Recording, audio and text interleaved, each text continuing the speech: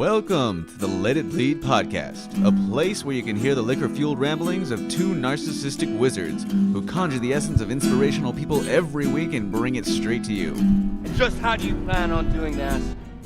Magic. Motherfucker. And now for the wizards themselves, David Amaya and Phil Arroyo. Hello, everybody. I've got to say how great I'm feeling because I'm super healthy after my 1 day of sobriety. Completely. You look better. Your cheeks are rosier. Am I glowing? Shit. You have positive glow. Yeah, I got to admit that I'm actually more awake now than I have been for some of the previous podcasts at this time. Doing this part because, man, does weed just make you tired after a long day's work? Yeah, it does. And not typically conducive to being, continuing that good momentum and productivity. But the interesting thing is that I don't really feel any different right now, aside from that fact. Just some food for thought. Well, because it's getting you high right now. It's right in front of you, sir. Yes, it is. It's the love of all these good people. Stimulating conversation. Oh my goodness. Yeah. It was great. I mean, we're like, rolling with this right now. We're on a roll with 2 weeks of just fucking kick-ass, very informative, powerful podcasts. That 2 for 2 on this one, man. And that's because it's the season right now where that shit is the most important. Early voting ended on online voter registration ended earlier this week on Monday, on October 22nd. And, so I hope everybody got in. Luckily, a lot of the spot checking I was doing, just saying, hey, are you registered to vote? Are you registered to vote? Like a lot of people that I know, even people that I wouldn't have expected were. And that's, it's a good thing. It's a positive thing. And now I think it's time to, kind of shift over and start talking about, who to vote for and how to make the best use of that. Yeah. And so keep tuning in if you don't have any clue whatsoever, like myself, and Phil will tell you what to do, or at least what's going on. Absolutely, man. And I every election for the past, 5-6 of them, I have gone through, filled in my ballot, posted online why, I voted for the people I did. And, because I think people know me as somebody who really keeps up with this stuff and kind of it keeps a very, a broad idea, and that, people who generally, agree with the things that I have to say, which are never stuff that's radical, probably most people that I know do. They ask me, hey, who is the best person to do that? So I always post that ballot. So if anybody here is wondering, I will be posting that next week on social media. Anybody can reach out if you're looking for it. You want a voting guide and stuff like that. You have listened to me. You kind of know my ideas, what I believe in, and generally trust, who I've picked to kind of best fulfill those, that vision. Yeah. Well, This week we have on old friend of mine who I haven't seen in a long time. I followed him on Facebook, so it didn't really dawn on me how long it's been since I've seen him. But my buddy Joese, who I used to work with at Joe's Crab Shack back in the day, who as long as I've known him has always been extremely passionate about pretty much everything in the way of making positive change, whether it's through politics or just trying to elevate people's consciousness by talking to them about anything, spirituality, all kinds of things. And he's just stuck with it and really been making some moves. And now he's, definitely doing big things and decided that he can come on the podcast here and share that with us, because, he's somebody who, like myself, talks about it, but shit, he is about it. He walks it more than I do, and I respect that so much. Anybody who can, I mean, even just decide to take that first step. Yeah. That's a super admirable thing. And this dude is out there, hustling, fighting for people, and that's it's crazy how underappreciated that is. But I'm glad people are understanding the power that a small amount of people can have, really, somebody sets out with some intention, they think something's wrong, and they say, hey, I want to do this. I want to be a part of this solution, and really puts that effort in. It's not, miraculous. It's not futile. And it's almost never in vain. We're seeing it all over the place. People who never thought they could run, people who thought they were outside of politics, people who didn't know that much before, or they think, I can't get into this because even though I just I'm only recently interested in this subject. Like I couldn't really run on this, but we're seeing it, and that like people just we yearn for authenticity. Yeah. Because all of us want our own lives to be better, our neighbors' lives to be better, all of us to be better. There are, only really people who are already in power, the select few who are, sowing a lot of this discord that actually don't want that. When you talk to people, we all want to love each other. Even if they say they don't. There's that, I mean, there's a lot more of us than there are of them. Yeah. And it's easier than you think to actually reach out and make a change at that community level. Yeah. So it's all too easy to be complacent, but it's even easier than you think to actually make a difference. And you can make a difference. And he talks about that. And I like that, he hits a lot of different angles to, appeal to people who just might not necessarily believe that you can. He gives some good examples in there, and definitely made me realize, as well as Steven did last week, how important it is to just stop fucking sitting on the sidelines and do more than what you're doing. Absolutely. He's another dude that we brought in here 2 weeks in a row now that we should all kind of aspire to be more like, because he's taking his voice and he's using it, man.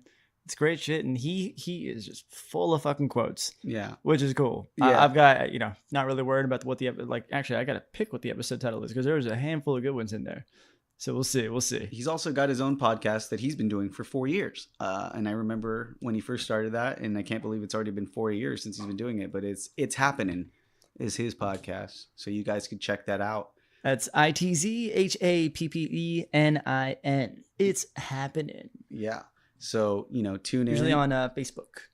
Tune in, follow Joese Gloria on Facebook. I'm not sure if he's on Instagram. Also, I feel like it should be mentioned that he is the campaign manager for Dr. Jose Moreno, who's running in Anaheim. So if you're out in that area, you see him on your ballot, make sure you fill him out. Yeah. Or check out his platform.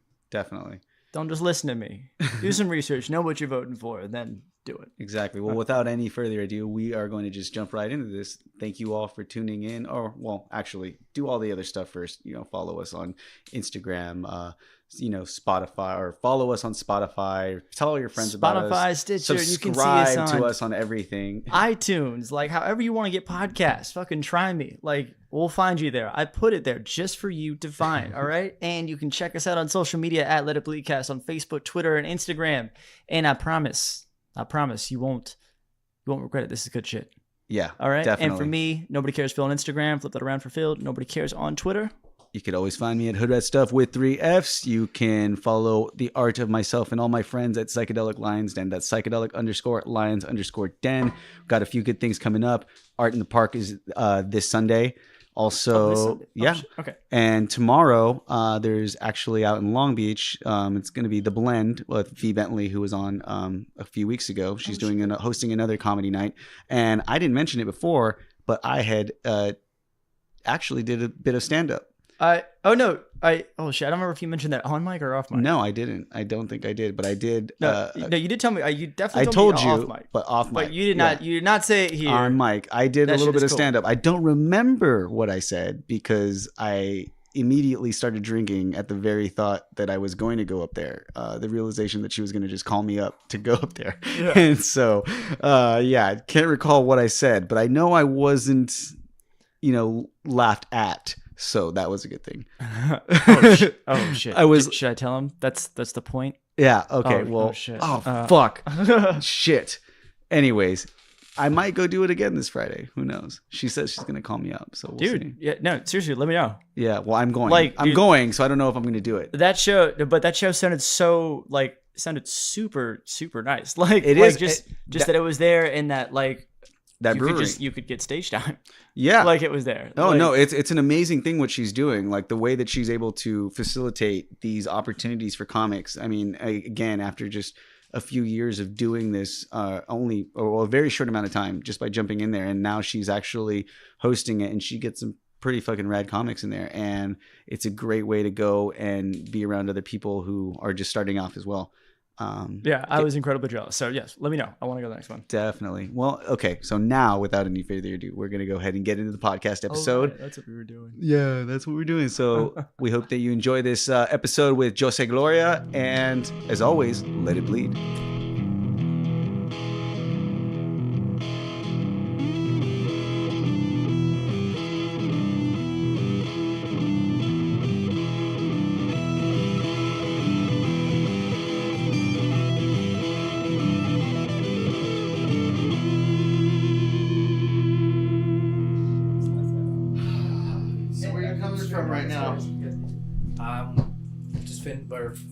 I'm running a campaign, pretty much campaign manager for Jose Moreno. He's mayor pro tem in Anaheim.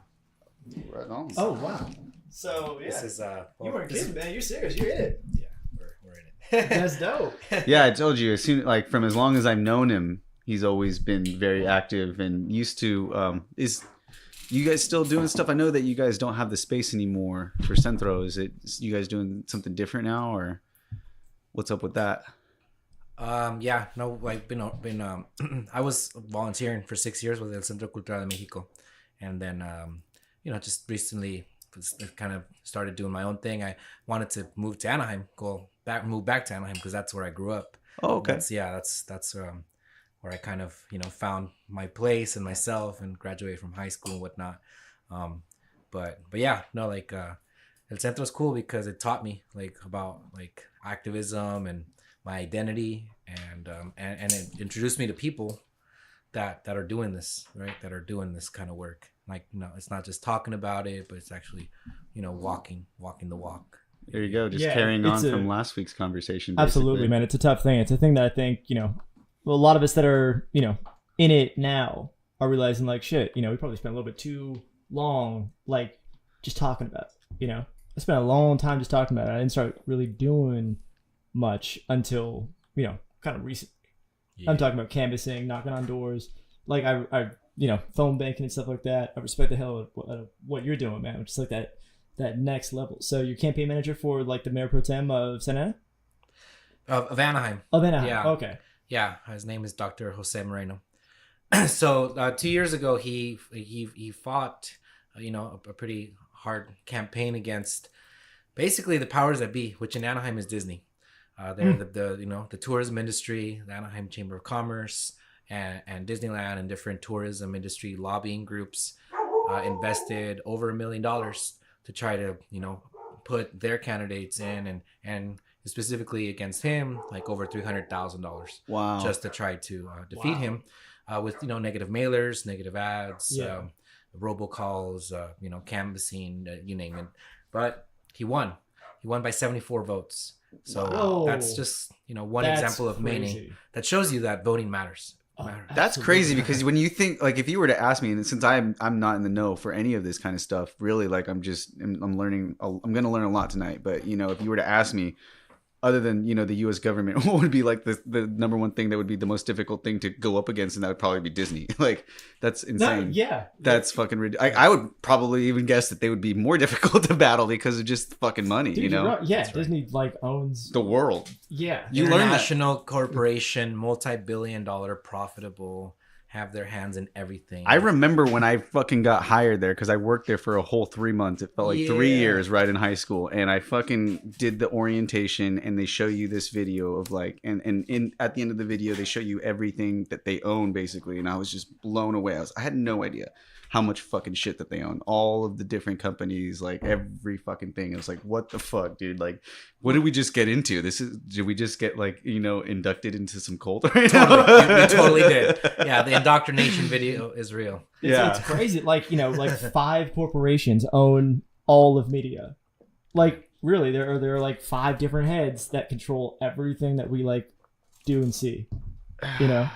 Yeah, that's I just sold this show to Viacom.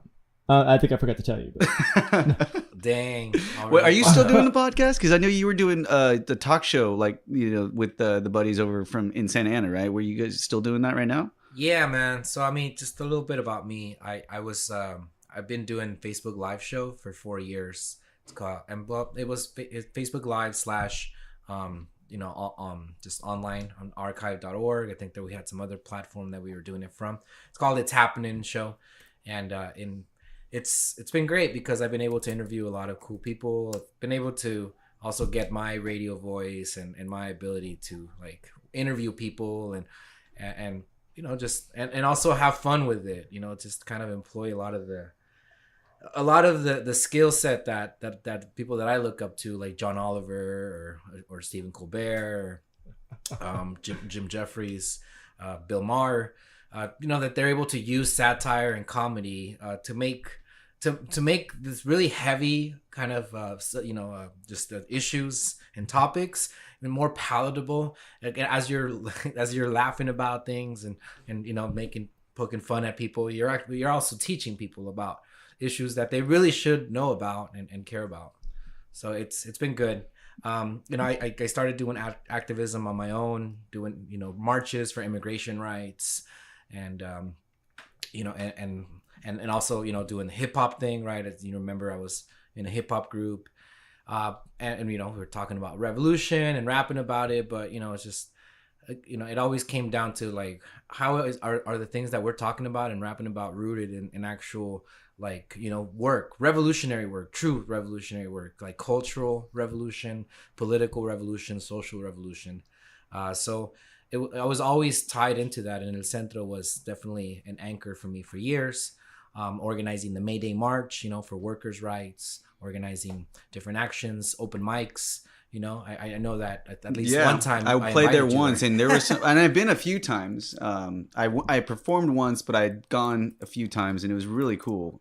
There was definitely a lot of unique talent there, in different, just different people going up and doing a variety of different things.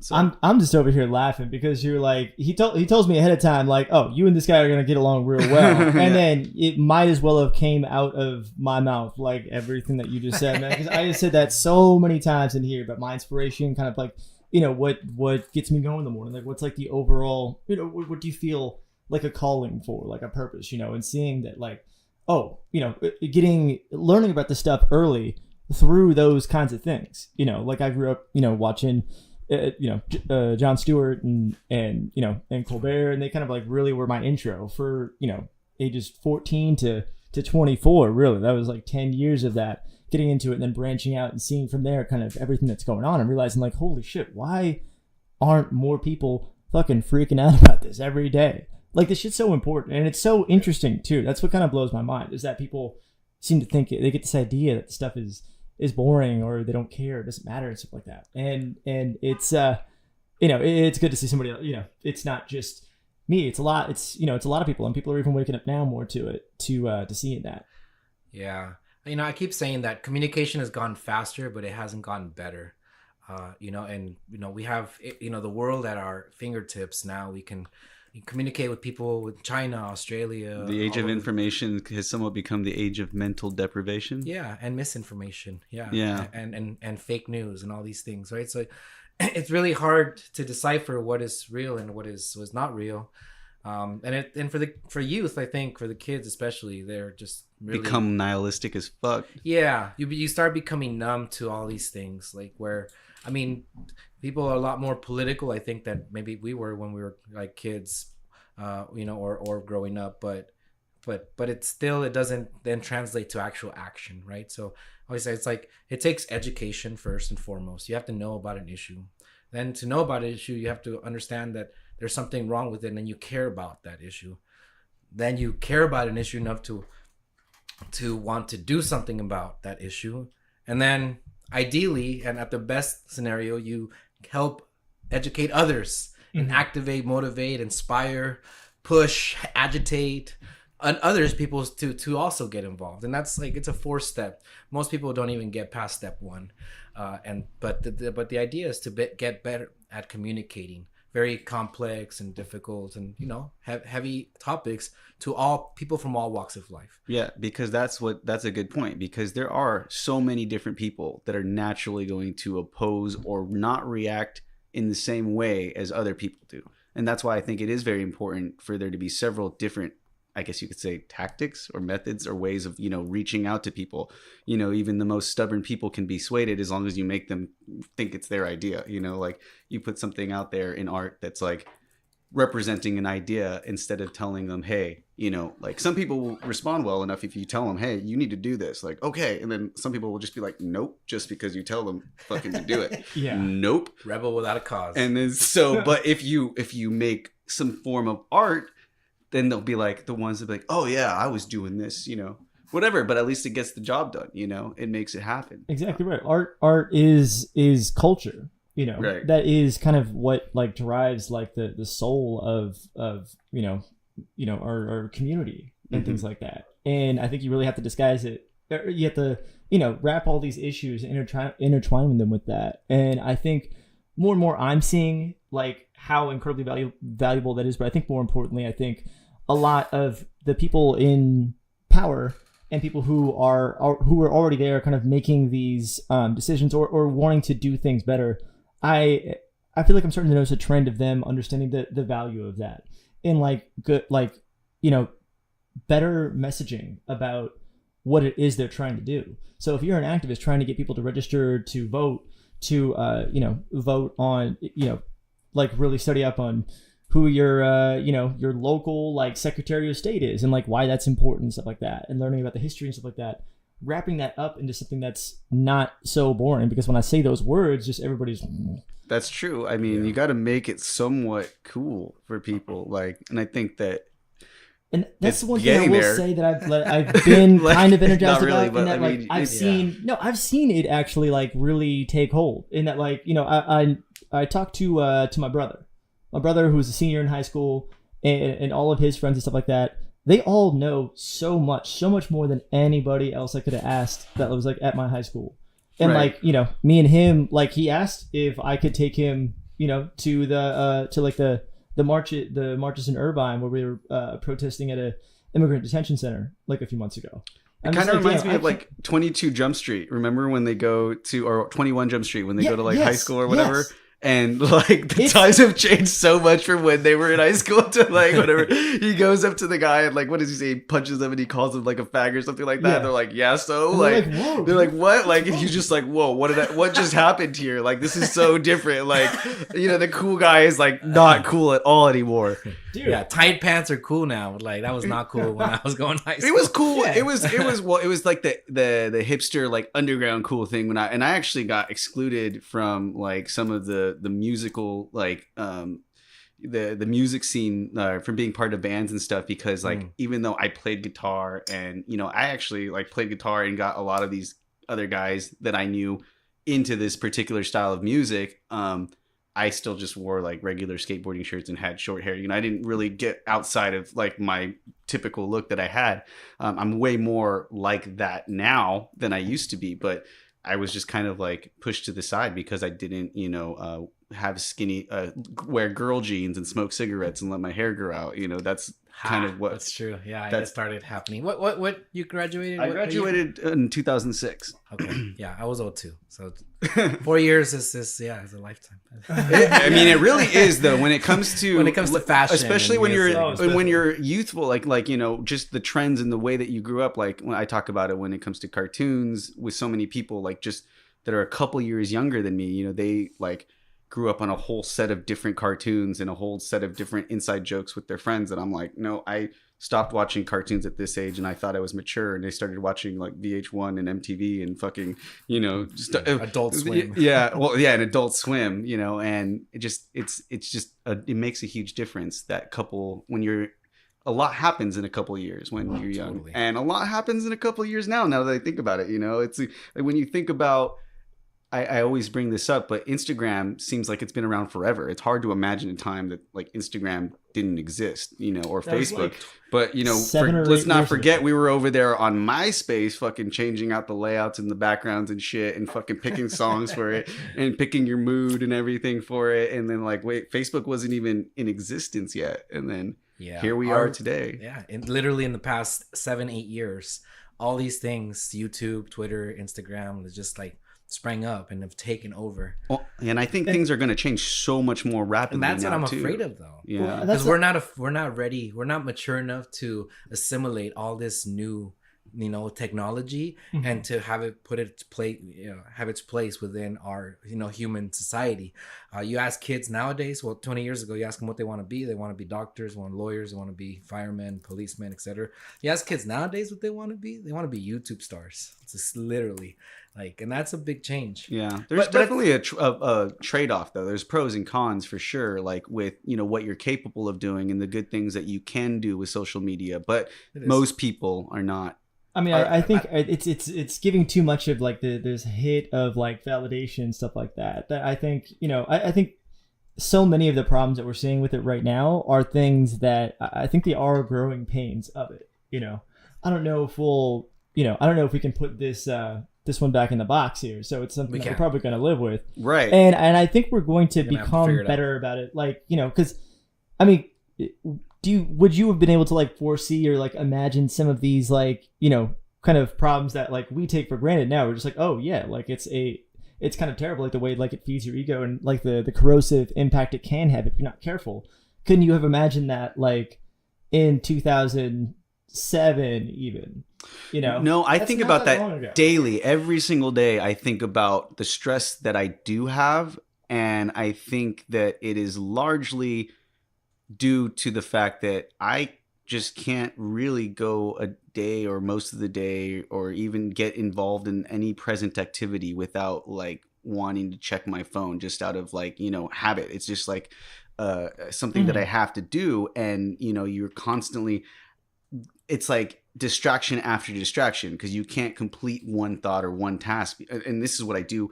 This is my life at work. So I sit behind a computer and I'm supposed to be doing all of these things. Like I'm supposed to be sending out emails. I'm supposed to be, focusing on tasks, but then a notification pops up and you're distracted. You go to Facebook and you're like, oh, and then you see this stupid meme thread that's going on with a group of your friends and you have to chime in. So you have to go and create your own meme. And then, this sort of thing happens all day and just goes into this fucking 8-hour spiral. Fuck, I didn't do anything I was supposed to do.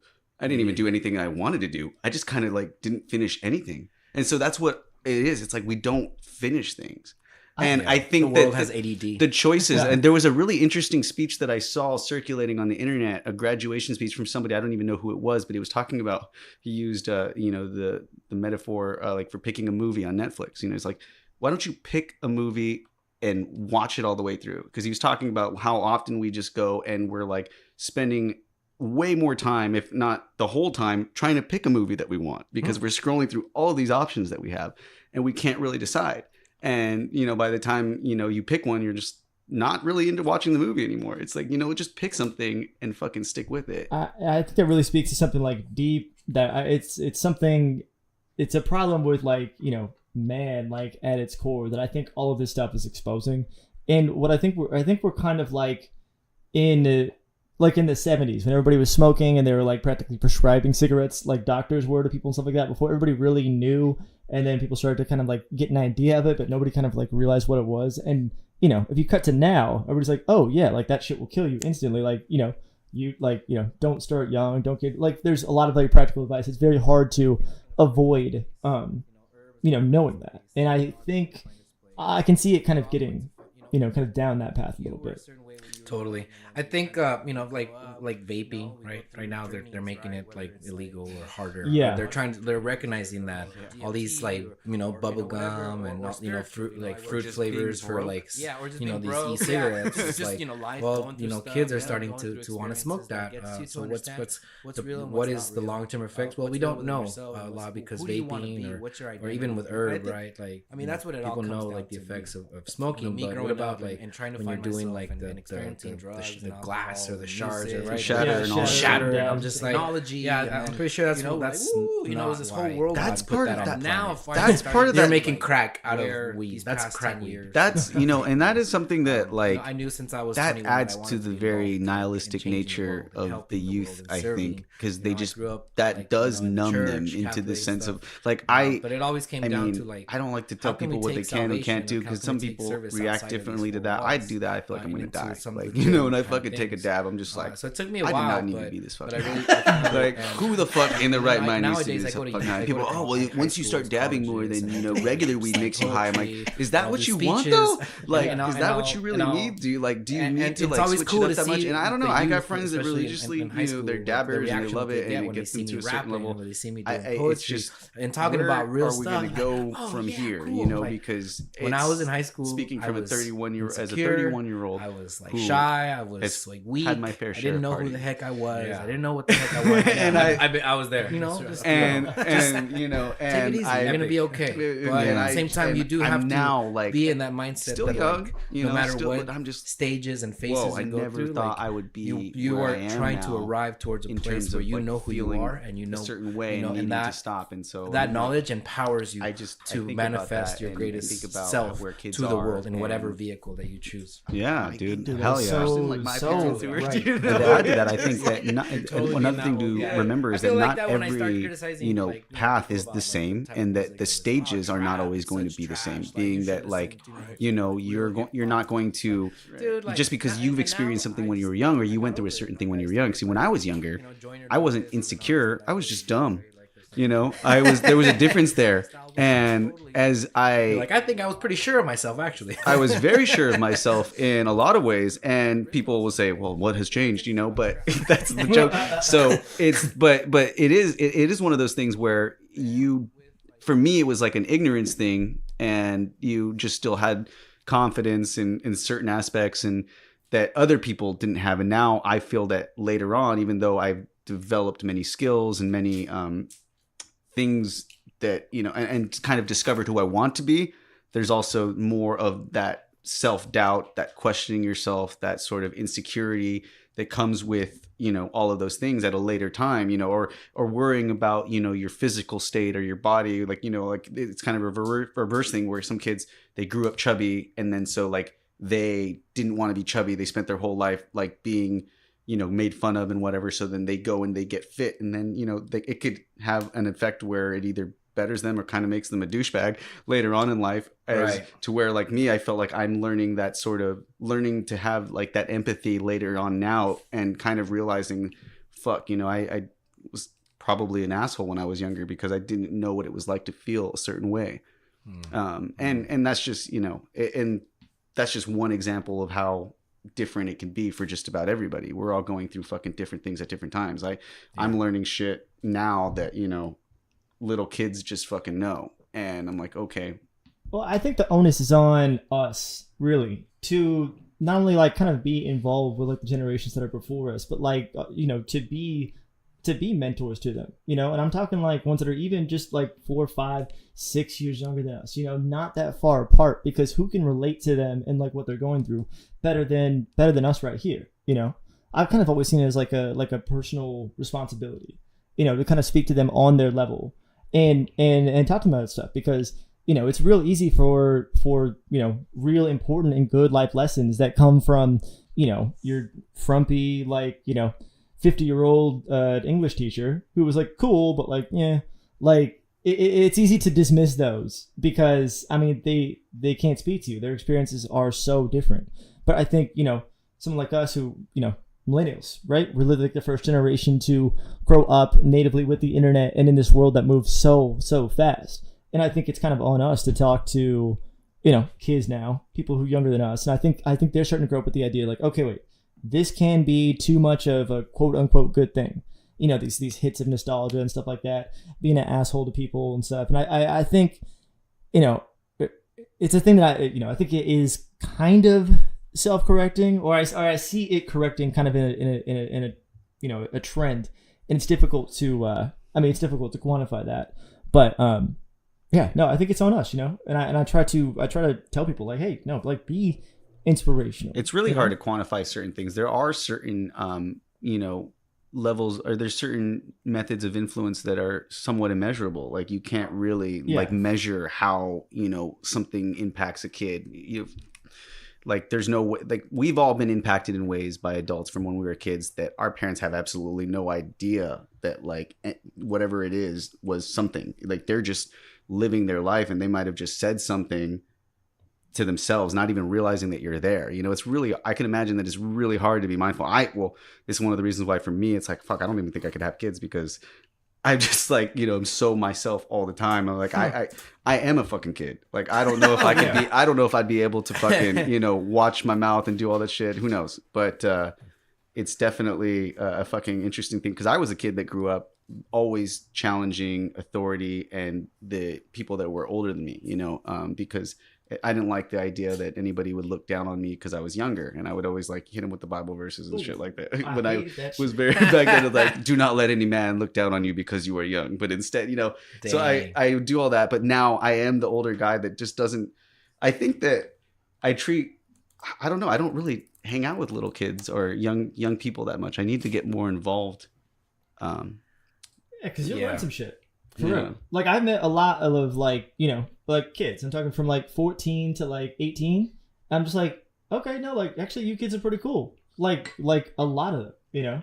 Mm-hmm. It's like, it's really easy to dismiss them and judge them by like what's on the radio or some shit like that. Because a lot of it, I try to understand it, but a lot of it is just fucking bad. The music But may not be something that we agree with, but when you listen to the lyrics though and stuff, they're talking about the state that they're all feeling, like, you know, that nihilistic state, which is it's sad, but it's kind of like, you know, fuck, we've got us here. This is where we are now, like in society, like this, like these people just kind of are seeing all of these different things and have no hope or faith that it could get better. You know, they just are taught to just say, hey, fuck it, let's just go drown this and numb this. Well, I think they're born into a world where it's like the people who are still, you know, in charge are telling them one thing and the world is one way, and it's so plainly not. You know, I think adults they're gaslighting kids into thinking things are normal or things are going to be like, you know, just like it was when I was growing up.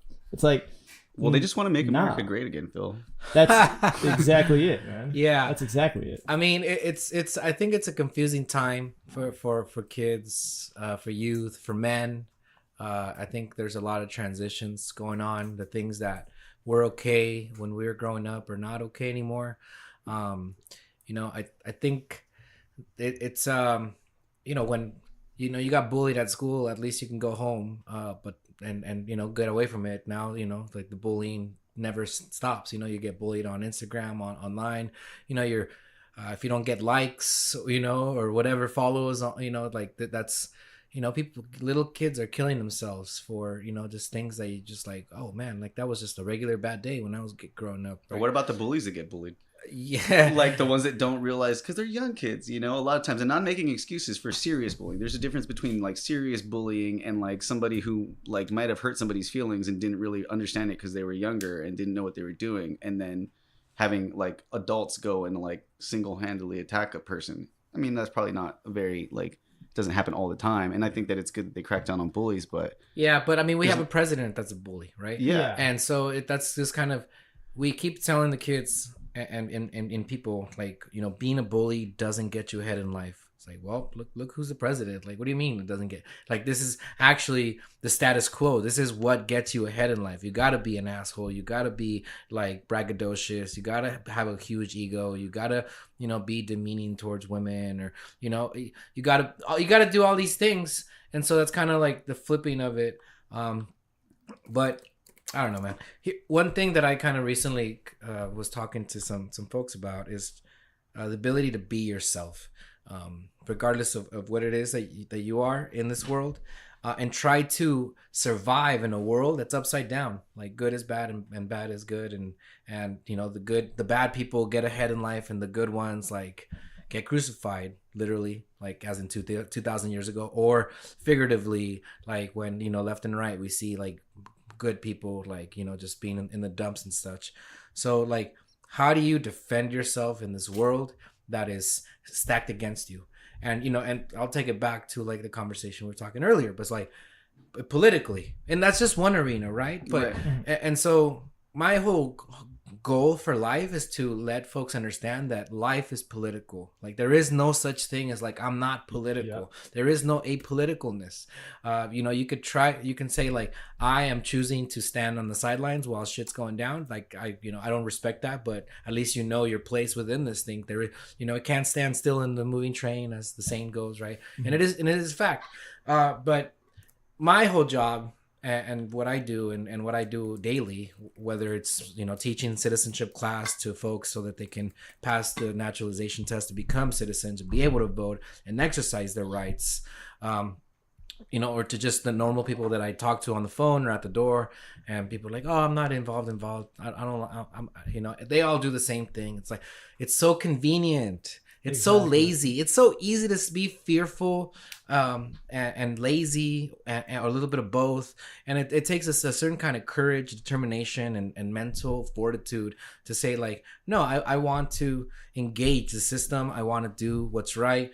I always tell people, like, you know, you're not political. Well, guess what? Your landlord is political. Your boss is political. And people around you are political. And you are political. Who That's makes a good decisions point. in your house? You know, like, you know, who influences? Is your dad, your mom? Like, we're all engaged in the politics, and politics in its essence is just the ability to influence the opinions, and your opinions being able to influence others or vice versa. And we're all engaged in it, but, you know, we just try to kind of marginalize it and put, you know, like, well, no, this is how I am here, but over here, I don't care about that stuff. And I get it. People don't want to, like, there's enough problems in the world. With our families and with our kids and with our jobs and stuff, the politics of that, and then you want to add another layer of politics onto it. Like, I don't got the headspace or the energy. I just don't want to deal with stress. Let me just, like, go home, drink my beer, watch my Netflix, and, like, zone the fuck out. Don't bother me with who am I voting for city council member or mayor or whatever. Like, you know, and it's frustrating, and I get it. But it still doesn't make it right, and, you know, we try to fight this uphill battle. Well, there's a lot of people. I think you know, and man, you were just again taking the words right out of my mouth. These are things that I've said almost verbatim, like just over and over, hitting that point time and time again. Because really, like, there is nobody in the world who is too busy to just not know anything. You know, there is a certain amount of willingness that goes into that. You know. Like you have to be consciously kind of making a choice to bury your head in the sand. And there's a lot of people who I will give a pass to. Absolutely. You don't need to know a lot.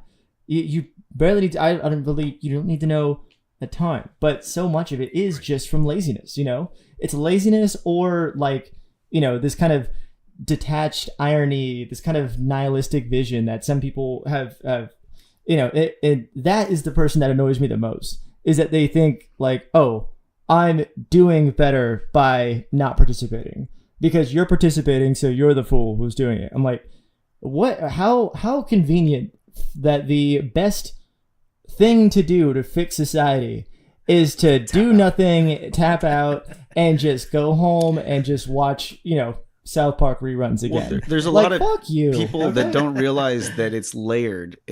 This existence that we live in, it's not just, you know, black and white. It's not either or. And so there's a lot of people that use, you know, their spiritual side to kind of take away from, or to excuse themselves from caring about such things, you know, because then they believe that, you know, these things don't really matter in the long run, in the bigger picture of consciousness and all of that stuff. Right. You know, like, it doesn't matter. I'm going to be saved. Like, it's like, no, we want to be saved now. Our rents are going up. Like, jobs are stagnant. Well, and that's the thing that they're really not seeing. Can't wait for eternal life. Yeah. They're not seeing that, like, at the local level, you know, like the decisions that are made here are really, they are impacting us, and that the things that they complain about every day, it's like, well, where do you think that those things get decided on? Like, where do you think that, you know, why do you think that traffic is fucking so bad? Why do you think that, you know, that that the cost of living is too high, and that, you know, wages are fucking so low? This is an accumulation of things just slipping by over time. Yeah. You know, because we really haven't been a country for that long in the grand scheme of things too, when you think about that. Let me ask you a question real quick. What have you ever been to a city council meeting in your city? I have never been to one. Have you ever? Yes, I have. Awesome. So that's kind of part of the thing. And I'm a citizenship teacher. If I were to ask both of you like 10 questions, and of those you would have to get 6 of them right, I would think that you would probably, get most of them right. Maybe you would pass depending on which ones I ask you. But you ask the regular person on the street about like, these very basic things about the Constitution, about the Bill of Rights, about, and fail. and they will not know this. And it's just like, that is part of the problem. These are not very they're not like crazy over the head kind of things. It's very simple stuff, but people don't know what the Constitution is. They don't go to city council, so they don't understand and see what's happening. I understand why rich people and people in power do what they do. I refuse to understand why the majority of people that have power to do something about it don't rise up and challenge them. And a lot of the situations that we're in where we ended up with a president like Trump is because, we got complacent. A big portion of the population said, like, I don't care anymore. I don't like Trump, but I hate Hillary, so I'm just not gonna vote, or I'm gonna vote Jill Stein or whatever. And now we are here at like where we're at. We're all crazy. Some of us just hide it better. And, That's true. And and the reality is, we don't, like Socrates said it best. We don't want doctors. We want candy store owners when it comes to politics. We want people to tell us like, I'm going to give you this. I'm going to give you chocolate bars and candy. And it's, It's so we easy don't want to tell you, people. like, you know what? Like, you shouldn't eat candy because it's, you're probably going to like get diabetes and such. You don't want to hear that. Like, oh, boo. They don't want to hear the truth. I was just thinking this the other day. A kind of funny analogy was like in The Emperor's New Groove, when you had Kronk that was like there with the angel and the devil on his shoulder, and he's just like, yeah, besides, the guy wearing the dress, like, don't listen to him. He's a sissy man, and he's like, besides, look what I could do. He's like, what does that have to do with anything? And he's like, well, actually, he's got a point. I was like thinking, like, that's kind of like the right and then the left and then the average person that doesn't know anything. It's like, well, he's got a point. He's like, oh, okay. Like, they're just, yeah. That is the sharpest satire of the current American like political landscape from 2006 that I have ever heard, dude. That's crazy to me. I just thought about that as I was driving the other day. I was like, I want to make a meme of that. Fuck. Okay, yeah, do it. Well, I'm gonna steal it, and then I'm gonna wait, and I'm gonna post it before this show comes out, so everybody's gonna think I'm a genius. But yeah, dude, like, you don't just get a democracy. Like, you have to work for it. You have to fight for it, like every goddamn day. You don't take a day off from it, really. Yeah, democracy only works if we participate in it. Exactly, man. And I think they talk about like cyclical like generations and stuff like that, where there's like, it's kind of like a boom and bust period that like America's kind of gone through. And I think, you see, the giant insurmountable, seemingly insurmountable problems that everybody kind of like gathers together for, and they realize the importance of like, civic duty and like kind of things going wrong, and progress eventually comes from those. And then, a couple generations later, when things kind of, those muscles kind of atrophy, that interest, because it's, like we were saying, it's real fucking easy to just go home, drink a beer, watch Netflix, and like, that's it. And people think that if that is still happening, if you can still get Netflix and you can still go to the store, that you're not living through a catastrophe. Yeah, I always said like it feels like it's not until like we have a worldwide blackout where all of a sudden people can't access their phones or their Wi-Fi and all these distractions and all these toys. Once that happens, people will lose their collective fucking minds. Like, they will not know what to do with themselves. They've done studies, and they, like your phone is like similar to like the hit that you get every time you check your phone is similar to like a cigarette hit, right? Like, to your brain, it feels the same way. You need it. It's an addiction. Everybody has addictions. Some people are homeless. Other people are housed. But we all suffer from whether it's like, sugar or caffeine or alcohol or whatever it is. Like, some, are more disastrous than others. But it still remains. And it's interesting, like, how, like, everything just fluctuates from history. And like, from the time, remember, like, 2001 when 9/11 hit. Like, soon after, musically, emo was huge, right? Mm-hmm. One of the biggest songs like was Cute I without can the be E. your hero, baby. You know, everybody. what? That's Enrique Iglesias. Yeah. Well, my point is, like, everybody wanted like a hero, and This is recontextualizing your and- argument for where trap came from earlier. and the kids were and the kids were emo because everybody was sad. You know, The worst version is the Nickelback. And they said that a hero could save you. I'm not singing it right, but anyways, go on. No, yeah, man. But it's and then after Obama, like, you know, everybody was all, you know, hope and change, and then soon we realized that he was a neoliberal, he was a centrist, he was not what he wanted it to be. Occupy movement happened, right? A lot of people, young people, you know, rich white folks that all of a sudden got a consciousness that said, like, we're gonna camp out at, you know, in the parks, and all of a sudden it was like Coachella came into the activism community. It's like, you know, we just gotta hold down the fort, and that's gonna be enough for us to change the world. And I've been spending the night here 3 nights. Where were you, bro? Holding down the fort. And where are those like pizzas we ordered? Like, it was crazy. But what was crazy was it was an experiment in communication, and everybody kind of coming together and trying to figure things out, because obviously it was not enough to have a black man as president, and in big ways, a black man as president for 8 years gave way to Donald Trump. You know what happened when Obama got elected? Like, it was like when you see a fishbowl and you're like, oh, that looks kind of clean, and then you know, shake up the rocks underneath, and you're like, all the crap comes out. That's exactly what happened. You know, like, Obama helped get all the crap out, all the racism, all the bigotry that had been like suppressed for so long, all of a sudden was allowed to voice itself. And this is a worldwide kind of phenomenon. Nationalism, neo-Nazism, fascism. The president just yesterday said, yeah, I don't know why everybody says that. I'm a nationalist. I'll say it. I'm a nationalist. It's just like, yo, what the fuck did he just say? For real. Yeah. Like, dude, I mean, he's been saying it, but he didn't say it explicitly. America first, right? Like, I mean, it's all been nationalist rhetoric, but it's just like, if he came out and just said, yeah, like, you know, I think white people are the superior race. How do you That's deal like- with the people that, you know, seem to be so far removed or so, what's the word? Like, they're just not going to. Do you think that there's people that are just beyond repair when it comes to trying to fix their ways or help them understand? Do you believe that there's a time to not be compassionate or show empathy toward people?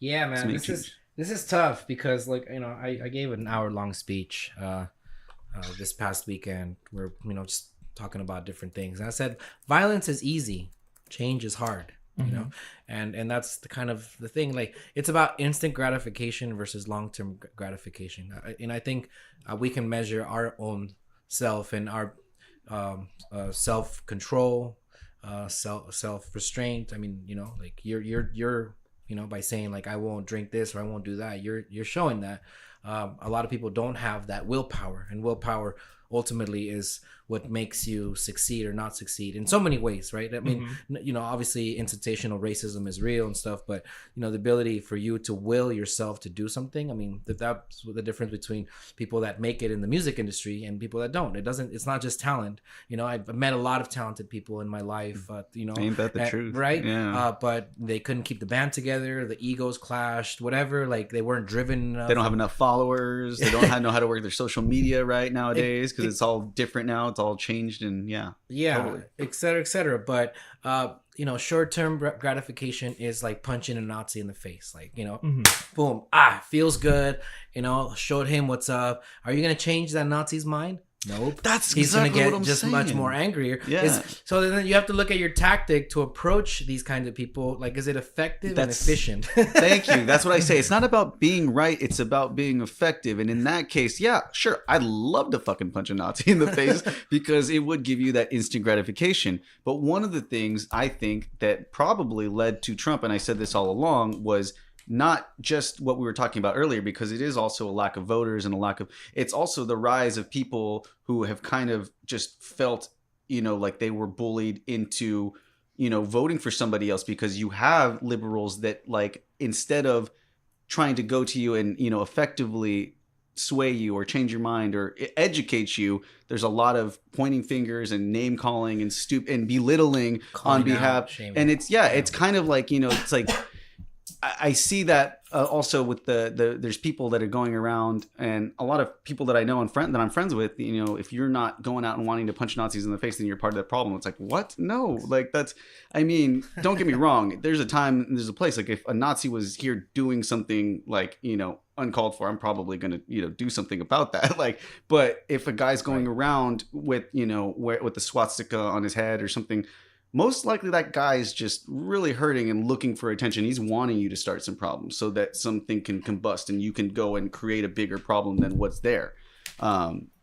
Yeah. Well, if you think of punching Nazis in the face as a metaphor, I'm going to stand up for that for just a second here. Like, obviously, don't literally go out and attack people. But you kind of have to be literal, though, with people, because people take things literally as well. There's some people who can understand and listen or take an idea and think about it for themselves. And then there are a lot of people who can't, because then, it also goes into the argument with why I like shows that do have different people from different, points of views coming on and talking about stuff, even though some people on the show might have ideas that are problematic. It still allows people to think for themselves and take it all in and be able to, decide what is right or wrong from that. Well, here's the thing is that like there is, and this is something that I'm trying to like kind of decode humanity just by like dissecting the way that all the messaging has been going, because I've been paying so like an unhealthy amount of attention to this and the media around it for the last, 10 fucking years since Bush. And seeing all of this and kind of the way it grows, like I think some of I think pretending that Nazis have, just a different point of view that like we should hear out, I think is like, it's not, it makes things sound more reasonable than they should. No, but you don't have to listen to the Nazis. I'm saying punching them in the face as opposed to listen. Like, you don't even have to listen to them. You can just ignore them. You could walk away from them. But to go actively seek somebody and like, punch them or fight them or, go to like a rally and accidentally punch somebody who you thought was a Nazi in the face that wasn't a Nazi because they were wearing a red hat that said "Make Bitcoin Great Again." That's like, yeah, like that's all. I mean, that on the literal level, I'm completely in agreement. That's fucking dumb. Right. But I'm saying like people are taking this, and I think they're extending that sentiment to like this, and they're bending themselves over backwards to kind of accept this notion that like some of these things are just, it's really just a difference of opinions that we should kind of hash out. And it's like, well, somebody like I know a couple like Republicans who are way too far gone who've been like, yeah, they don't even want to talk to me, like they don't even want to debate it. I'm like, I'm sorry, if we're locking innocent children in cages and ripping them away from their parents and then selling them to American families and deporting their parents back, and we're starving them and kids are dying because we're kidnapping them. Like, I'm not going to debate with you on that one, the merits of doing that, good or bad. But that's different, though. It has gotten to a point where it does get too far. Yeah. And so I am always happy to talk to people, really, But there's a certain like, oh, okay, like you can't just accept like that I have conservative views. And it's like, well, there's conservative, and then there's fucking Nazi. Yeah, and but then who gets to draw the line at that level, though? Too, you're talking about standing up to the government that is putting kids in cages and doing that, and then if you're arguing with people who actually are for that, then definitely. But like, I'm talking about people that are going around actively seeking to punch or even just going out there and belittle people. It's kind of like, have you ever had an aunt in the family? I don't know. I don't want to say my aunt's name or any of these people that just kind of like, I will. But it's one of those people that, there's a problem.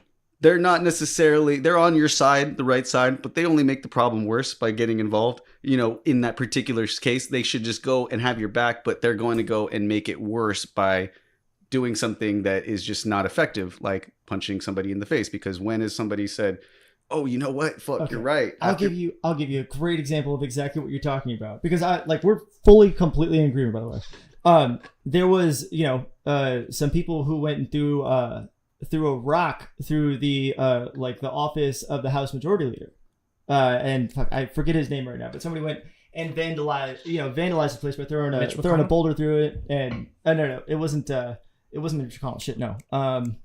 It was a different guy. Okay. I'll have to look it up again. But I saw it also today. I don't know if you guys. Oh, I know you know who George Soros is. Yeah. He's okay. Yeah, billionaire philanthropist, always dedicates to this, and he's the conservative boogeyman. And Yeah, Alex Jones's best friend, right? Exactly. And so, of course you know who he is. And so somebody put a bomb in his mailbox today, and they found it. And they're like it only because it was like Ren faulty did like 5 of his like employees like not get killed. And Chuck Schumer today, the Senate Minority Leader, he goes, I mean, this is terrible on both sides. There's never any reason to do this. And he took those 2 situations and says, like, everybody's got problems. Let's just come together and stop that. And it's like, okay, I agree that the asshole who threw that brick through his window, that's fucking dumb. Don't do that. Mm-hmm. Okay. But dude, those are not the same thing.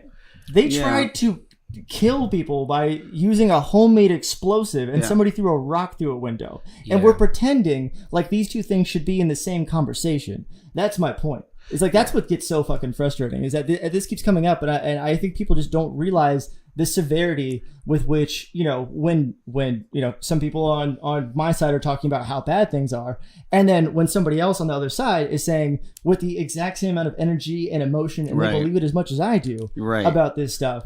And they're like, well, I mean, I'll wait. I'll hear both of you guys out. It's not like, an easy thing. You're going to have to definitely talk it out more and try to persuade them. But like, okay, so and argue that, for your side. But I have another example that I read on your Facebook page a couple of years ago, I think, or maybe it was just a year ago, with protest and the fact that you were out, marching. I forget what it was for. And people just came and disrupted it. And they just like started vandalizing, like total just fucking anarchy vandalization, which totally demeaned the whole. It ruins the whole thing. Ruined the whole thing, the whole peaceful protest that you were about. Yeah, man, I have a lot to say about that. Obviously, I thought a lot about that. I think it is the conundrum, the question, within leftists, whatever you want to call it, progressive, like. What level of violence is okay, because violence can manifest itself in different ways. Like, it's just verbal, you say something, you mentioned it, right? Like, you could disagree with somebody verbally on different things. Conservatism, I am not in favor of censorship, like, if you don't want to, I think people should be allowed to say things as long as like it doesn't say like go kill those people right now type of thing, inciting, obviously, right? Absolutely. But beyond that, like when people on both sides of the of the political spectrum, whether it's Bill Maher or Jordan Peterson, whoever get banned from speaking in colleges, I don't think that does any kind of it good, has adverse effects to like the conversation, and like we were saying earlier about being able to hear all sides and try to make sense of what makes sense to you, because it's a double-edged sword. Like there's a reason why ACLU defends Nazis' right to protest, because they don't want a law to be created so that it would prevent people yelling and saying abolish ICE should be jailed, right? Because they might be radical in the different parts of the political spectrum, but it's still you need to protect free speech, and that's why America is great in that sense, that it really does protect free speech at its best. Obviously, right now we're seeing like huge kind of like issues with like freedom of the press, from the president. Like it's just and they're actually the press. A group of them have sued this administration for that very kind of rightly thing. So people are dead. Right. People, his rhetoric, it's not just about just saying something. It's like you're creating an atmosphere where you're making it so that journalists have to fear for their life, and some have actually been beaten up, including Jamal Khashoggi. that one that got body slammed by the congressman. Oh yeah, that he just. But you're talking about the one that was actually in Saudi Arabia that was killed, right? I think that's the most egregious example that I think is just the absolute the pinnacle of all of this fucked up rhetoric since the very beginning is Jamal Khashoggi. being a U.S. permanent resident, getting lured to a foreign country, assassinated, torn to pieces, and the president is helping them cover for it. Yeah. So, and the other part, like, again, one part is the rhetoric, just the language, and then the other part is the physical aspect of it, right? Like, how do you engage and your body, and like, my existence is resistance. Like, truth be told, like, as a brown person with long hair and facial hair in this country, like, I'm going to be judged when I go into certain places. Like, the things that I say are going to be taken a certain way that if it came from a white woman or a white man, like, this is, I didn't chip my own shoulder. Like, you know what I mean? Like, like this, I got to understand what it's like, because I started to lift up my voice and lift up my energy to put myself in a place where I'm questioning authority, or I'm questioning status quo, or I'm voicing my ideas. Again, like, just before I get into the physical, another aspect of it, of the just the verbal, is Kanye West, for example. Mm-hmm. You remember, and I was talking to my partner before we got here, when Freddie first became woke, when I saw Kanye West, I was like, I've seen this before. I remember this because I saw my friend going through something like this. It's like there's a lot of good ideas in there, but it's just all convoluted, and there's no sense of rhyme or reason or organization, and so he's just kind of spouting a bunch of things, alternate universes, regurgitating, regurgitating what different people are telling him, and he's reading on the news. It's whatever insane. Podcast you listen to, I as a black man voting Republican and supporting this, like, it's like he feels people are like trying to beat him up. It's like, no, don't beat him up. Like, you're not going to do anything like that. Okay, so the violence. I would not consider myself a pacifist in that I believe at sometimes war has been necessary. Clear example being World War II. Had not the United States gotten into it, had not FDR, the greatest president in my opinion of this, of America in the modern era, had he not gotten us into the war as a freaking man with polio who couldn't even stand, like, he was incredible, man. So he was flawed because everybody is. Yeah. Sure. Everything, everyone. We need is to flawed. get over the fact that we hold a human being to like this perfect, like, if they do one thing, one scandal comes out, and then they're just like, oh, well, all this great stuff that they're done is all of a sudden negated. I mean, it obviously depends on what that negative thing is, but it's like, oh, he cheated on his wife, he's not that good of a guy. It's like, shut the fuck up. Like, I mean, he's probably a shitty person, but he's done a lot of good in this way. That's another aspect that I think you brought up earlier about, like, some family members are, borderline racist or anti-black or stuff like that. But we're not quick to burn bridges with those people because we love them. So if we treated like human beings, like as family, we would not be so quick to burn bridges and call, and destroy character, assassinate people online, and, and on different places, because you want to destroy them. Like, it's easy to destroy. Anarchism is easy. But organizing is hard, man. And and so that's what it comes down to. Again, effectiveness, efficiency. If you, like, I can go to city council and give an epic freaking speech and, like, denounce this and, down with this. But if I don't have people behind me that are willing to say the same thing or, similar things, then, they'll just, cast me as a radical and put me out. So, if people come into spaces and, like, and people are organizing a peaceful march, and then like people, like, these youths, idealistic, energetic, passionate, like wanting to fuck shit up, like straight up, like go in and like start throwing rocks and stuff, and like and potentially putting children and mothers and older folks in danger. Like, that's not revolutionary to me. Like, like foolish. You can have your own movement and organization and actions elsewhere, but when you crash other people's like work, I think that's just dangerous. And I will always stand up against it, and I will be criticized for that. However, having said that, people cry over broken windows, and they don't cry over broken lives, man.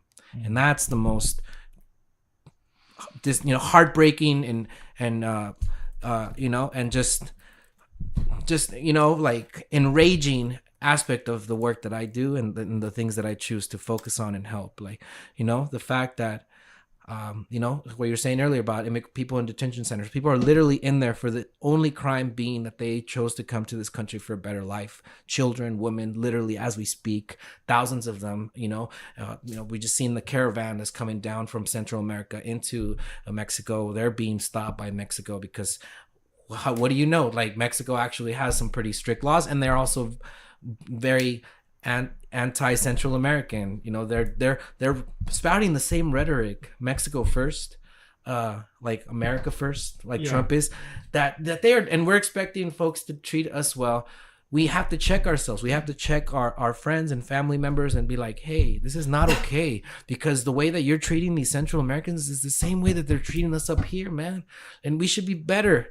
And it's a false equivalent, because America is a freaking first world country. Mexico is a third world country dealing with another third world country. Not the same at all, for sure, but still.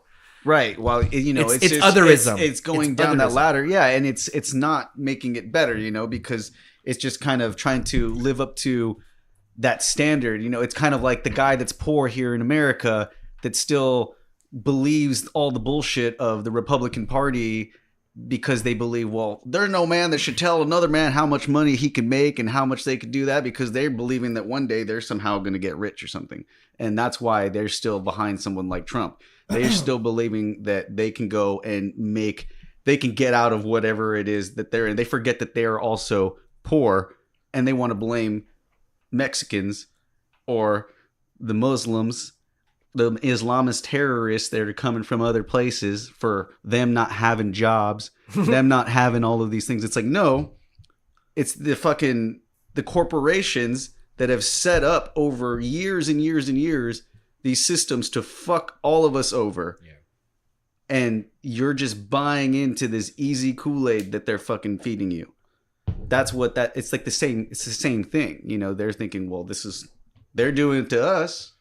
I've been looking into this kind of like from a historical perspective lately, because that shit has been interesting to me. It's like, when did America start caring about abortion so much? I feel like I don't hear about anything about it really from the 60s, and before and shit like that. And when do they start caring about so many of these things that actually are gigantic issues that wedge the entire country in there, and that you have a lot of these people who don't want to hear or know about anything else. They just know that abortion is wrong, and they're voting on that alone. That is another thing too. And gun rights and the Second Amendment, stuff like that. That was never always a strong point of contention. It wasn't anything anybody even cared about or remembered before the 70s. Again, and looking into the history of it, seeing a lot of these groups, these kind of what I would call extreme groups, like the Heritage Foundation, shit like that. Lots of money, lots of big corporate donors, the actual cabal that a lot of these giant corporations that you're talking about actually grow in.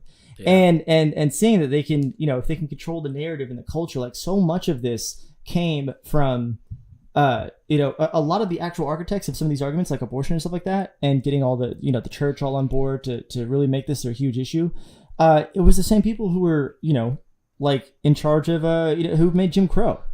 And basically, once that was done, they decided to go forward with this plan. This became their new thing. It's literally a lot of the same people, and the Jerry Falwells of the world and stuff like that. Yeah. And that is it shouldn't be surprising, but it is. And then you realize so much of this is just used to, hate is used as a tool to, steer people in the direction that you want to. Yeah. They say that, I think might be a book that says Christianity came to die in America. And it's the true, as there's some people call him the corporate Jesus or Republican Jesus, this kind of religion that has been formed, and it's truly America, made, that is mixed in with capitalism and American exceptionalism that then creates what has become known as the prosperity gospel. Mm-hmm. And you don't have to be religious to believe in the Joel Osteen. Yeah, the prosperity gospel. It's like fucking, what's his face? The self-help speaker, Tony Robbins, mixed with fucking, the Jesus.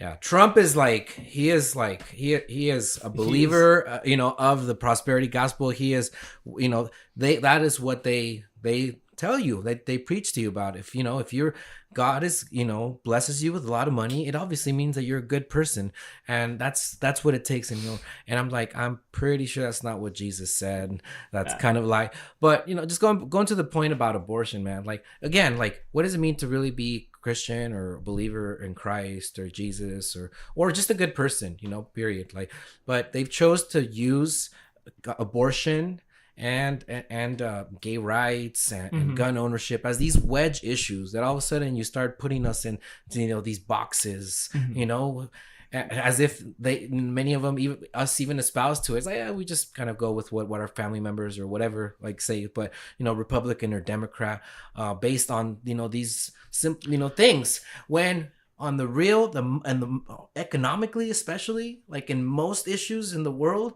we're getting screwed by both these motherfuckers, straight out. Like, there's Republicans that I like more that in politics than Democrats that, I like them more than I hate some Democrats. Like, it's real. Absolutely. I heard, I had the two. I just said it myself. Yeah. Fuck Chuck Schumer. Well, I have a friend that I was working with he was from Mali in Africa, and he's been living here for a good amount of time. But he was telling me that that one thing that bothers him is that there's a lot of people talking, especially on the left, about defending Black people and trying to support them and be there for them.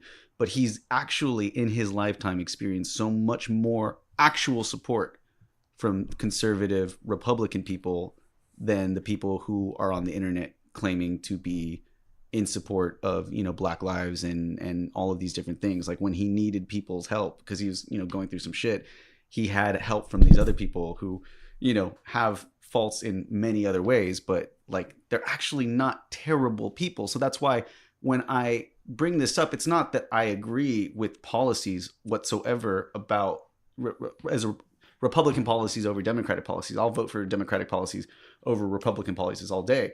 It's just about the nature, the society that comes with it, like the people, the way that they react and the way that they are, like the way that they judge other people. And to say that a Republican is an evil person right out, it's like you're not trying to understand, or you're not being empathetic from the fact that yes, they may be brainwashed, they may be flawed, but they can unlearn shit.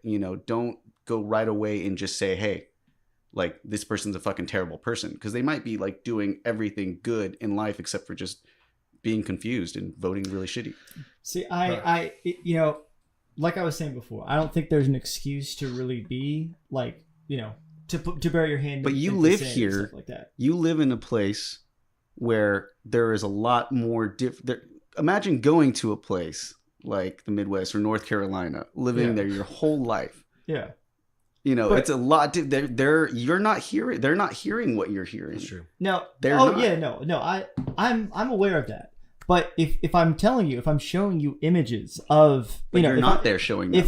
No, I'm saying, like, if I'm talking to this person directly right. myself, and honestly, when I'm talking like this, I'm talking about a very specific slice, like a very specific subset of people, because I still know a ton of super reasonable, like, people, conservatives, Republicans, people who just did not sign on with Trump, but like still believe in those ideals. Sure. Because those ideals aren't inherently bad. Right. Really, it's like recently how far they've twisted. And like, gotten, they've just been bastardized into something that is completely fucking unholy, man. Yeah. Like, I don't think people got into this because they want to see some of this shit. I don't think a lot of people knew that this, like, all that's happening right now is what they were voting for. Well, most Republicans are against Trump, like the ones that, like, fucking, what's his face, Rubio, all of those guys that were running, they're just like, no, we are not with this guy. And what he represents is the people, like, the kind of the people that were just fed up. Now they are. And then, well. So I have no problem saying those guys. I'm talking about the people who you see on the news. Those guys, fuck those guys. They are fucking irredeemable monsters. And you can't get me to pretend like acting like that does not have consequences. Right. Because I refuse to live in a world where you regularly jail you're having 3-year-olds stand up for themselves in immigration court and sign documents with their, in crayon that they're waiving their rights to, the Constitution, the Yes, basic fucking yeah. humanity. These are kids. This is absolutely absurd. You are not going to live in a world where I'm going to make your life comfortable. Yeah. I'm No. not going to shake your hand. I'm not going to pretend Right. like we're friends, and I'm not going to be polite to you at all. I'm just saying that he was a different type of Republican coming into this because he wasn't even really Republican to begin with. What was it, like 10 years ago? He was saying that he would run Democrat, or no, he said he would run Republican because they're stupid. Or what did he say? Oh no, that's that it was too good to be true. I snoped it. That was not.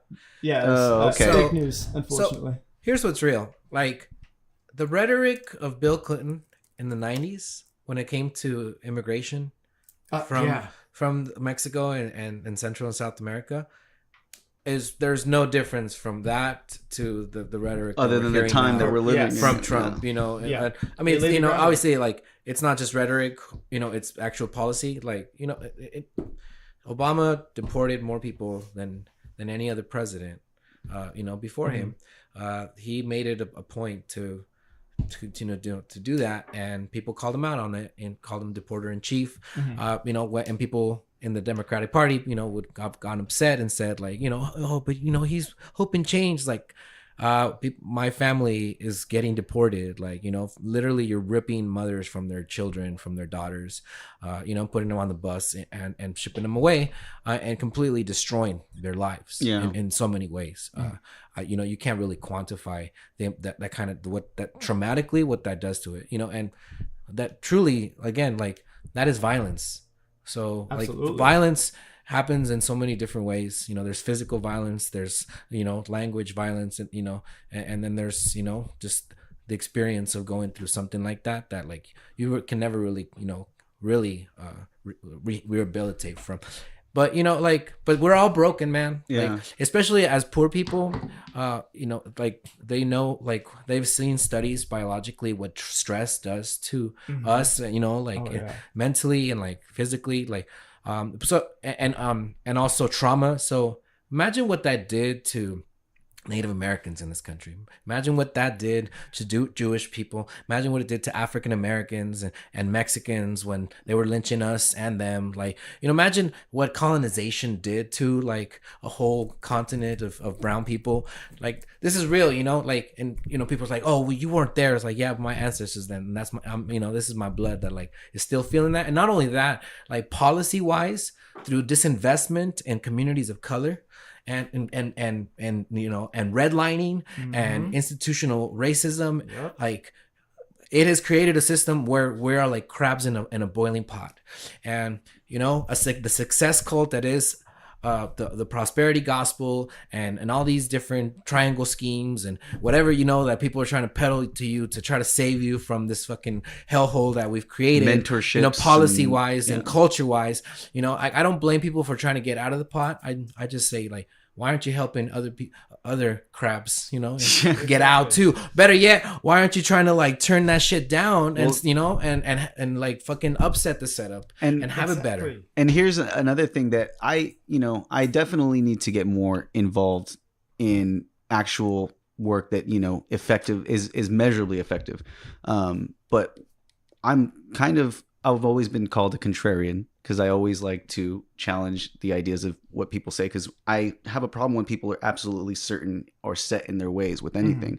And that is why I challenge Democrats, not because I agree with anything about the Republican Party, about their policies whatsoever, but it's like, you can't be completely one side or the other. You could be completely against the Republican Party and all that conservative bullshit, but still have to challenge and fucking hold accountable the people that are within the party that represent you. Because then if you just think that, oh, well, they're perfect and everything that I'm blue, that doesn't really make you any better than them in that sense. Well, a little bit better, but doesn't make you any better in the sense that you're just, blindly going along with something without challenging and without staying aware, because it can get away from you. They can fucking become the new Republican Party. That's what fucking the world, that's kind of like the cycle of the world. I mean, yeah, that definitely can't happen. I think it is the onus on everybody. Like you need to do that. You need to be exploring these ideas. You need to make sure that like if you go into something, like you're not just taking somebody's word for it. You're really exploring it and seeing how things are. Because I see a 100 crazy headlines a day, and there's a lot of them where even I'm still like I know what camp I'm in, but I'm like, no way, I have to go see this and read this from that like other side, because I just can't believe what I'm seeing, right. And it's upsetting to be so consistently validated. Like just carry over the courage into the other side too. I mean, hold them just accountable. Today, Megyn Kelly's like, why is blackface so bad? I don't get it. It's like, like, this is why nobody likes you. and Yeah, I mean, again, it's Bloods and Crips, man. Like Republicans used to be Democrats, and Democrats used to be Republicans, and yeah, it's not the party. It's not the party. Yeah, these are the labels we put on it. Yeah, I mean, it's just left brain, right brain, man. Like this is the experiment that is the human experience. Like we are manifesting it. The duality that exists literally in our brains into like consciousness. To be able to kind of figure out what through the challenge and the a relationship with these opposites, seemingly polar opposites, we're able to do. That's what's so cool about America. It's like that's where the experiment really has taken effect at its most, because there are it just is like there is conservative parts of the country, and there is liberal. These are two very separate ways of understanding and approaching the world, and yet we try to coexist because there's tolerance and freedom of religion and all these things. But the biggest problem I feel is that we don't really live up to these laws, and these ideals that we put into the Constitution. Like I think that's just, as a constitutionalist myself and as somebody that teaches citizenship, like that's and having seen Hamilton and like really just reading from the founding fathers, you get to understand that they were definitely not about a theocracy, quite the opposite. At best, they mostly were agnostic. They were like not about the church in the way that it was controlling politics and normal day-to-day life and micromanaging people's experiences, to the point that they say God said it and now you can't do it. Like they didn't want that to happen here. They're Freemasons. They were exposed to like ideas beyond like the theocracy, like obviously the ancient Greeks and stuff, like these ideas that were brought up from the ancient Greeks that were then taken, by the Europe, in the later years to like what is happening here now. It's all been done before, and it's all been, it hasn't gotten that much better. But still, like the challenge is like, can we see both sides, of duality, whether it's a Democrat, Republican, male, female, yin, yang, whatever, can we see it and unify it and make it to be like help us understand the world at large, as opposed to like wanting to divide ourselves into circles. We can agree to disagree on so much things, and we have to, we can't afford to be just completely blind and micromanaging each other on language and creating like this world like full of safe spaces, like and we're always triggered. Like life is hard, and we have to be able to respect each other, our identities. If you say you're a woman, I respect that, like use proper pronouns to the fullest, like but at the end of the day, like are you able to create a culture in where you can share ideas, agree to disagree, and truly be about like action, service to the greater good of the community, as opposed to just blah blah blah. Sorry, I went off on a rant. But no, it's great. And I do believe, because I see it, from somebody who's looking at things very broadly, like the change is inevitable. Like we are going through it. Like women are getting so much more, like, they've been rising the fuck up, and that's one thing too. And, the LGBT community has definitely like gotten so much more, respect, and they're definitely fighting for it, but they're getting it. Things are changing. Like I've heard so many people already start to make corrections to the pronouns and things, the way that they introduce people, you know, like even right now when you like came up, you said, this is my partner, you know, down there. That's like a very common thing that people are starting to say now too, as opposed to like, this is my girlfriend or this is my boyfriend, or, you know, those are just the little changes that I'm starting to notice, that the world is changing already, whether we, you know, whether the people that are fighting so hard to prevent it want it or not. You know, it is going that way. Yeah, and it is, and we're gonna create it not from calling people out when they use the wrong pronoun on you and getting like, you know, taking out your anger on them, but rather creating it where like they love and respect you, and you know, because like, you know, like and you and it's a vice versa kind of thing, so that you're able to like create, it's like,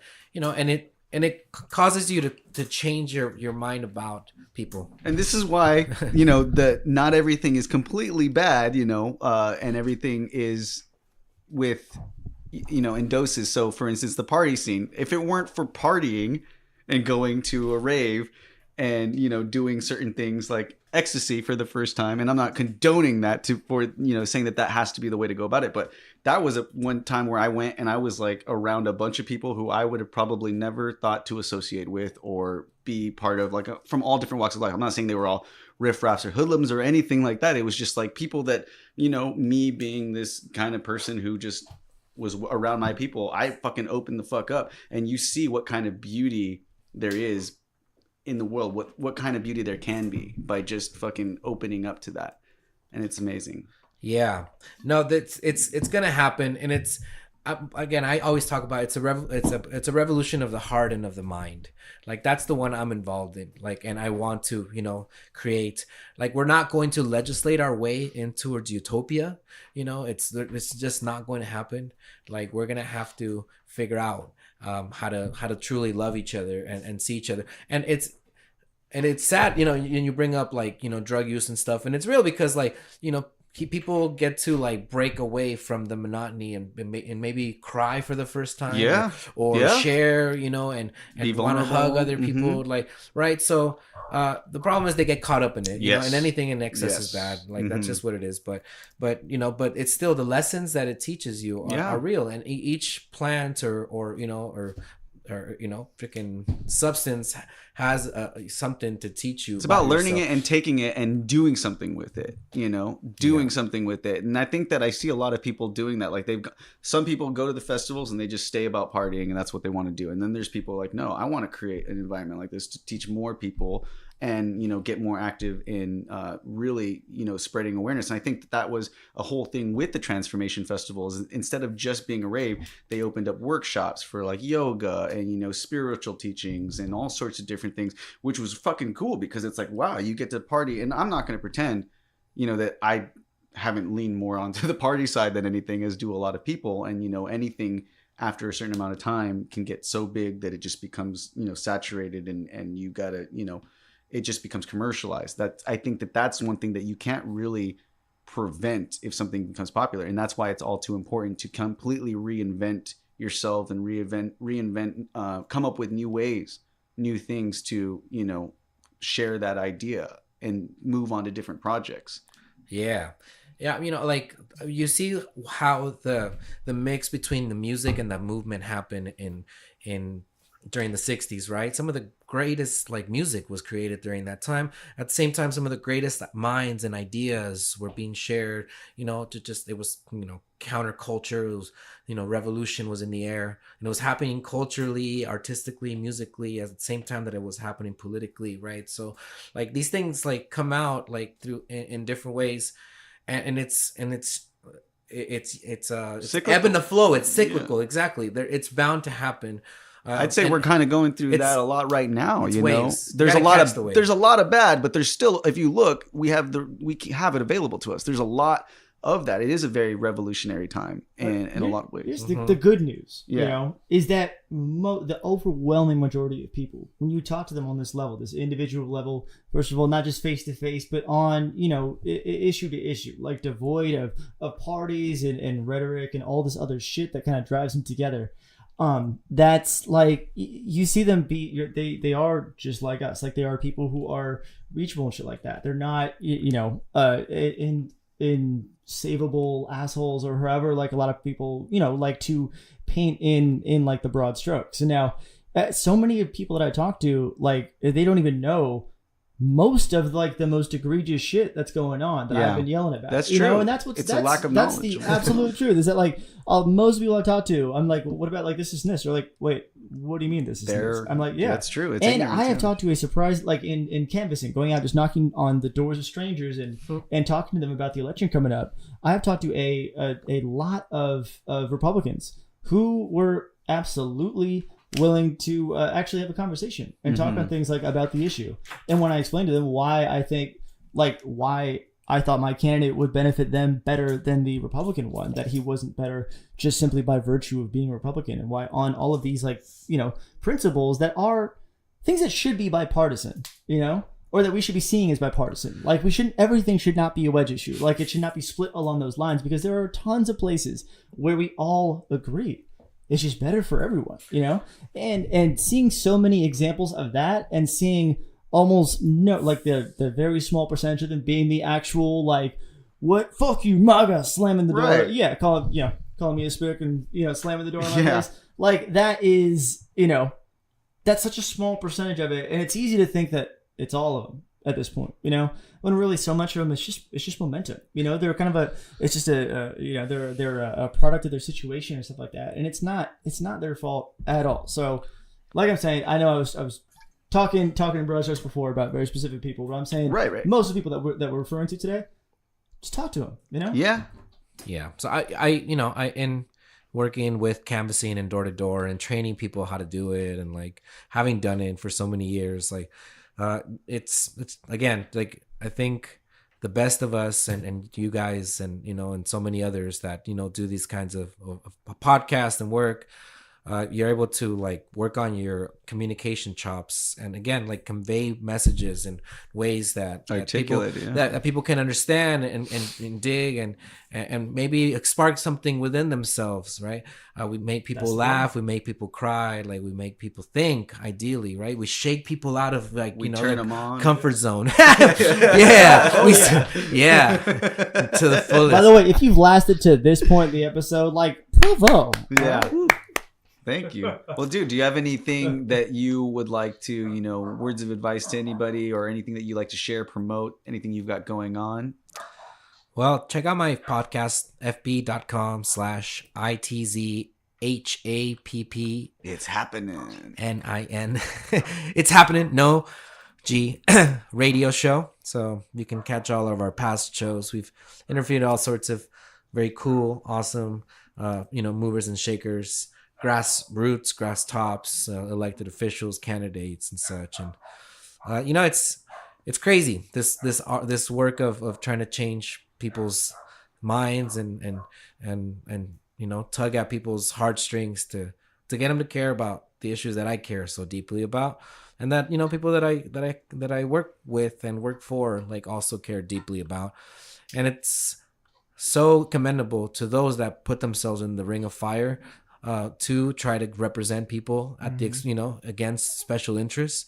But when we succeed, when we win, it feels so freaking good, because you've definitely been doing this for a while, like since I've known you. Yeah. And I've seen it. I've seen you have a huge following of people too that like get involved in your posts and everything that you say. So I've seen that you've stuck with it and that you've come a long way from the time that I've known you. You rap, you've been doing it in just about everything that every walk that you've attempted, like with music and all this stuff, that it's all been for the same goal, and so you live, eat, breathe, sleep this is you, and that's cool.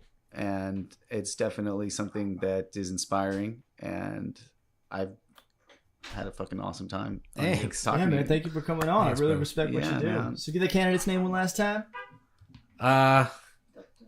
Dr. Jose Moreno, Anaheim Mayor Pro You heard him, Tem. Anaheim. Yeah, so we gotta definitely vote. It's the very least we could do. Voting matters, and so and then from then on, we got to do all sorts of things. Call your congressman, knock on doors, talk to people, build neighborhood unions, associations, understand the issues, and become an aware, conscious, and compassionate individual, because that's how we're gonna really change things up, not just politically, but also socially, culturally, spiritually, and in every which way.